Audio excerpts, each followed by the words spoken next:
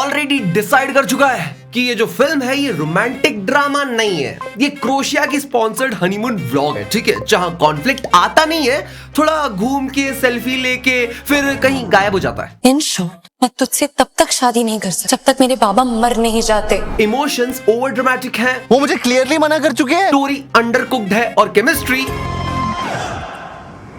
Chemistry ने शायद अपनी फ्लाइट मिस कर दी थी। क्रोशिया वाली ये मूवी आपको सिखाती है एक इम्पोर्टेंट लेसन, प्यार के लिए रीजन जरूरी नहीं होता, बस फॉरेन लोकेशन होनी चाहिए। अगर मैं चाहूँ ना तो अगले 7 दिन तक 7 अलग अलग लड़कियों को अपने साथ कैबिन शेयर करने के लिए बुला सकता हूँ। एक तरफ कार्तिक आर्यन जिनके एब्स ने इस मूवी में ज्यादा मेहनत करी है rather than his acting and script, और दूसरी तरफ अनन्या पांडे जिनका कैरेक्टर इतना डीप है जितना इंस्टाग्राम का इनका बायो।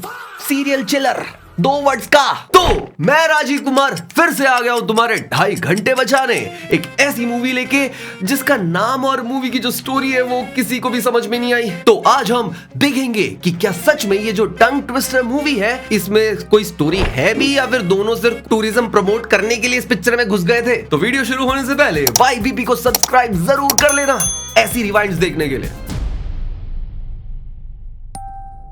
तो कहानी शुरू होती है आगरा की 1970 की उस रात से, जब इस घर में सब सो रहे थे पर इसको नहीं आ रही थी नींद, क्योंकि इसकी है कुछ नीड्स। अबे साले इतना बड़ा हो गया, करना है तो खुद जाके कर लेना, वो कौन सा आके तेरा पकड़ ले। पर 1970 में कोई है का मतलब होता था तो ये ले जाता है अपने बच्चे की मम्मी को मॉमी बनाने, और बच्चे ने सब सुन लिया। हे भगवान, क्या ट्रॉमा दे दिया इस बच्चे को। अब ये बच्चा बड़े होके एलियंस आफ्टर लाइफ कभी मौत देखिए हो ऐसी बातें करेगा। आप मेरी पैरोडी कर रहे हो? नहीं, ऐसा कुछ भी नहीं होता, बल्कि इस बच्चे को है स्लीप वॉकिंग की बीमारी या फिर आदत, मतलब कुछ भी मान लो। अरे तो खूंटे से बांध के रखो ना इसे, इंडियन फैमिलीज में तो पेरेंट्स का यही काम है ना। और अब होती है असली पिक्चर शुरू, और ये क्या पिक्चर का नाम है? तू मेरी मैं तेरा मैं किसी का, मतलब पिक्चर का नाम तो बोल नहीं पा रहा हूं ढंग से। टिकट किसने खरीदी होगी इस पिक्चर की? तो असली कहानी शुरू होती है दिल्ली से, जहां शादी की wedding planner never ageing Neena Gupta उर्फ पिंकी आंटी, और वो बिल्कुल मेरी तरह अपनी पानीपुरी की हवस मिटाने के लिए चाट काउंटर पे खड़ी हैं। हवस होता है या तलब होती है? लत चाहत इच्छा कामना यासना लालसा जरूरत, कुछ भी बोल लो, लत लग गई है ना, हवस से भरा पड़ा हूं पानीपुरी के लिए। पर इतनी देर हो गई है, आखिरकार वो है कहाँ जिसको गाली देने के लिए तुमने ये वीडियो चलाई है? आखिर वो है कहाँ जिसको गाली देते हुए मैंने ये मूवी 2 बार देखी है? आ रहा है। Kartik Aaryan doesn't give a fuck about his acting. Also him. Fuck. तो एंट्री होती है कार्तिक आर्यन उर्फ रिहान की, जो लीज पे अक्षय कुमार की एक्टिंग लेकर आया है, प्लस शादी में सपोर्टिंग कैरेक्टर बनने भी आया है, क्योंकि ये दुल्हा नहीं है, ये तो पिंकी आंटी का बेटा है, और अंबानी इसकी शादी करवा के अच्छा खासा मोटा पैसा छाप के ये गरीबों में चिल्लर बांट रहा है। क्या बोला? पर रिमेंबर गाइस, ये धर्मा की मूवी है, और केजो की मूवी में तो डेफिनेटली कोई ना कोई टी या कॉफी तो तुम्हें डेफिनेटली मिलेगी। तो ये दिखाते हैं कि कैसे अंबानी वेडिंग में दुल्हन को वेडिंग प्लानर से ज्यादा सिंपैथी हो रही थी। ये अभी तक रो रही है। मेरी बेटी है, जब चाहे रोए जब चाहे हंसे। पापा, उसे मत डांटिए, he is cute। तो अंबानी वेडिंग की रियलिटी दिखा के पिंकी आंटी रिहान को एक बात कहती है कि कोई भी लड़की चलेगी, बस इंडियन नहीं चलेगी। Anyone, but not Indian। और ये निकल जाता है अपने क्रोशिया के ट्रिप पे स्वेटर बुनने। अब देखो यार, मैं सच्ची में बता रहा हूँ, इनसे पिक्चर तो फनी बन नहीं रही थी, तो इन्होंने सोचा कि चलो रिलेटेबल ही बनाने दे, तो इन्होंने पुष्पा रेफरेंस डाल दिया। पुष्पा झुकेगा नहीं साला। पुष्पा फैंस ना बस इंटरनेट पे ही मिलते हैं, रियल लाइफ में तो उन्हें बॉट्स कहते हैं। मास सिनेमा जिसको बोलते हैं ना, उसका परफेक्ट एग्जांपल है पुष्पा। पुष्पा 2 एक टोटल मास फिल्म है, मतलब सिर्फ यार पुष्पा 3 कंफर्म हो गई है, सबको पता चल गया। यहाँ एयरपोर्ट पे अनन्या पांडे उर्फ रूमी अपनी बिकनी बॉटम्स पैक करके ट्रिप पे निकल गई है, जिसके अंदर ना नार्सिसिस्टिक ट्रेट्स हैं, पर दिखेंगे नहीं तुमको क्योंकि वो अनन्या पांडे है ना यार। पर मैं दिखाऊंगा आज तुम्हें, बस तुम इस वीडियो को ना ध्यान से देखना। तो दिल्ली एयरपोर्ट पे ये घुस जाती है एक बुक स्टोर में, और भाई मैं ना तुम्हें बता नहीं सकता, जब मैंने इसको देखा ना कि इसने द एल्केमिस्ट बुक छोड़कर लव इन आगरा नाम की कोई टट्टी उठाने की कोशिश की, बेचारे पॉलो कोयलो ने तो सुसाइड कर ली होगी। पर देखो अनन्या की हाइट ना 5'7" की है और करियर भी अभी पीक पर पहुंचा नहीं है, तो उसने आवाज लगाई एक्सक्यूज मी, और एक्स के एक्सक्यूज मी का रिप्लाई करने के लिए आर्यन आ गया। आई मीन कार्तिक आर्यन आ गया, ओह जिसकी हाइट 6 फीट की है और दिमाग उसके घुटनों में है, क्योंकि इसके PJs always disappoint bro, always. क्या तुम उन तीनों किताबों को नीचे उतार सकते हो? हाथ पहुंचेंगे?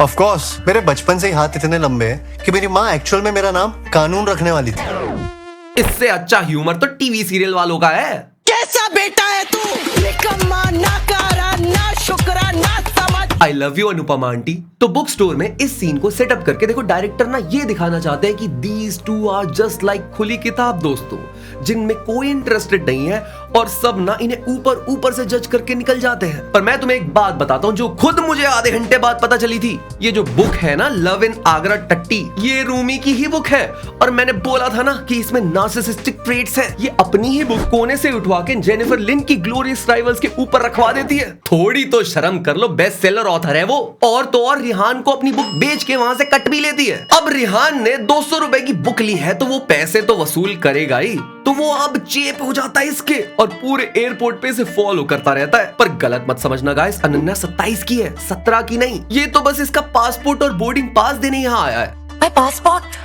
पर रूमी आज की नारी है, उसे नहीं चाहिए किसी की हेल्प। मेरा पासपोर्ट है, मैंने खोया है। जो भी प्रॉब्लम होती मेरे साथ होती। वो अपनी बिकनी बॉटम्स और अपना पासपोर्ट दोनों संभाल सकती है।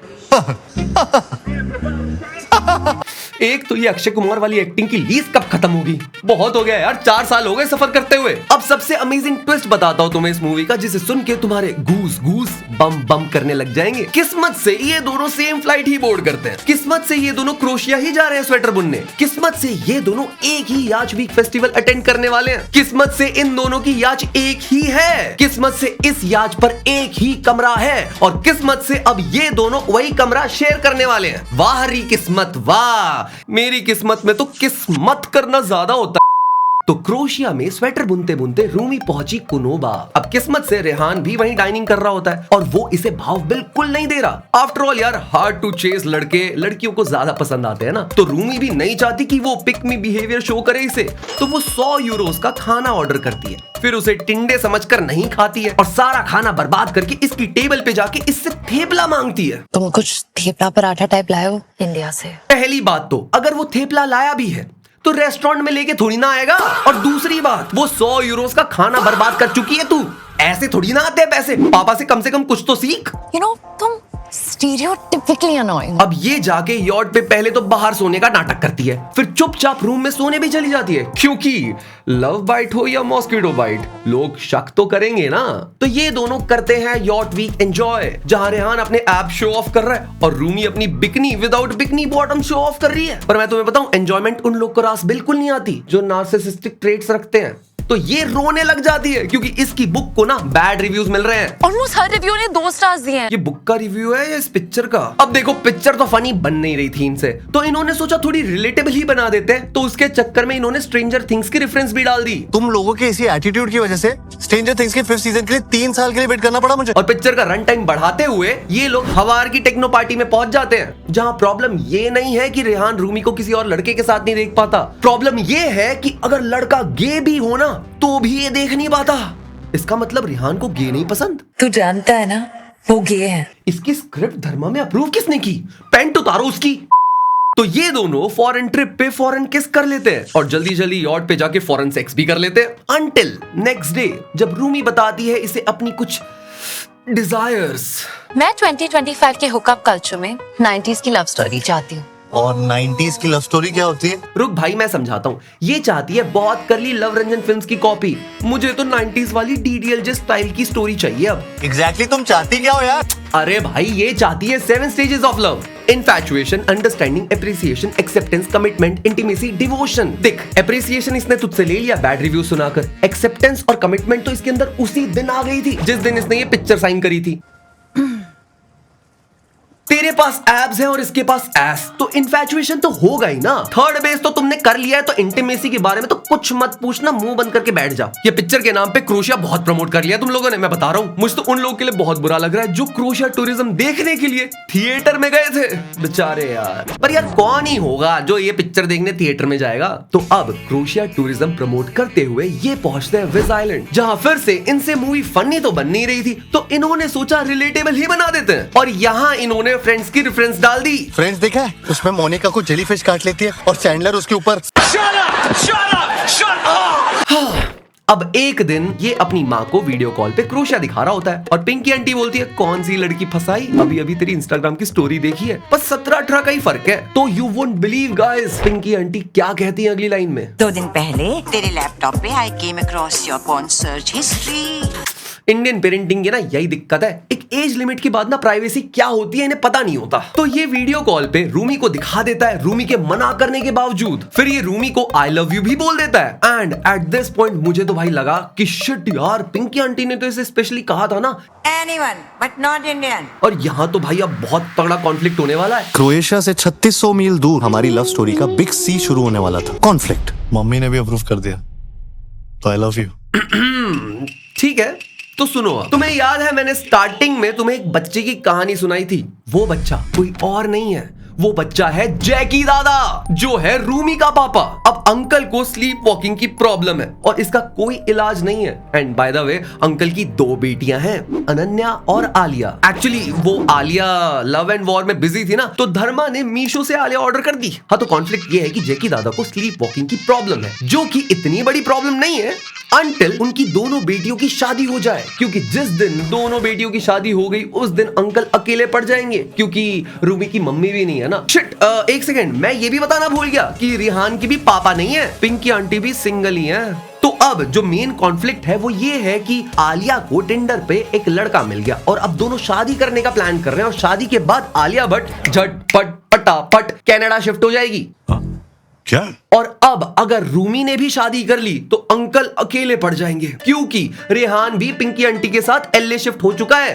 इन्होंने अंबानी की वेडिंग के बाद एलए में एक बहुत तगड़ा मेंशन बना लिया अपना।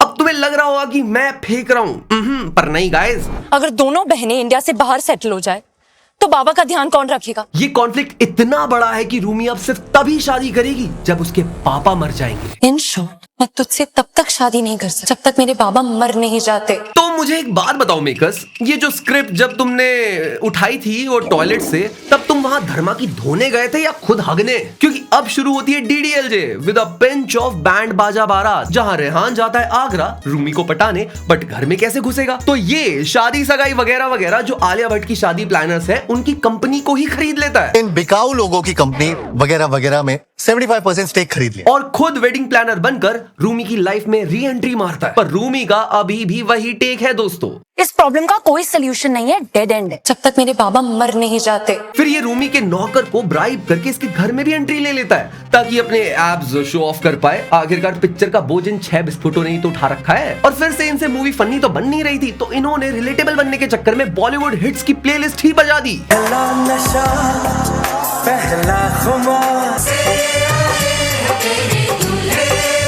इंडिया ये मेरा इंडिया, आज समुंदर पार मेहंदी लगा के रखना। वाह, क्या आइडिया है रन टाइम बढ़ाने का। तो रेहान घर का नौकर बनते बनते मालिक के साथ बैठ के एक दिन दारू पीने लग जाता है, और 1990 के बाद जैकी दादा झाड़ पे चढ़ जाते हैं और पूछते हैं इससे, क्या तुझे रूमी प्यारी लगती है? बहुत प्यारी। तू पसंद करता है क्या रूमी को? अरे बुढ़ाऊ, इसीलिए तो आया था मैं यहाँ। मतलब सब सॉर्ट, अब शादी हो जाएगी। चलो फाइनली, भगवान का लाख शुक्र है, मूवी खत्म। ये तू मेरी मैं तेरा, वारे बस खत्म करो भाई। पर नहीं, ऐसा नहीं होता, क्योंकि पिंकी आंटी आके रूमी के मुंह पे सब सच कह देती है कि 2 घंटे हो गए टाइम बर्बाद करते हुए। जब तेरे बाप को कोई दिक्कत ही नहीं है तो शादी क्यों नहीं कर रही है? पूरी पिक्चर निकाल दी ये कहते हुए मैं तुझसे तब तक शादी नहीं कर सकती जब तक मेरे बाबा मर नहीं जाते। और पिंकी आंटी ने भी सेम बात रिपीट कर दी। अब या तो आप खुद मर जाओ या हमें आपको मरवाने के अलावा और कोई ऑप्शन नहीं। अब हो गया असली कॉन्फ्लिक्ट और रूमी ने पिंकी आंटी को सुना दिया। बस please not a word more। Romi, बाबा please। प्लीज चुप। तो जैकी दादा ने रूमी को सुना दिया क्या बदतमीजी करी हो तुम? माफी मांगो। मैंने कुछ गलत नहीं कहा। तूने सब गलत कहा है। और वो फाइनली मान गए कि वो रूमी के साथ एलए शिफ्ट हो जाएंगे शादी के बाद।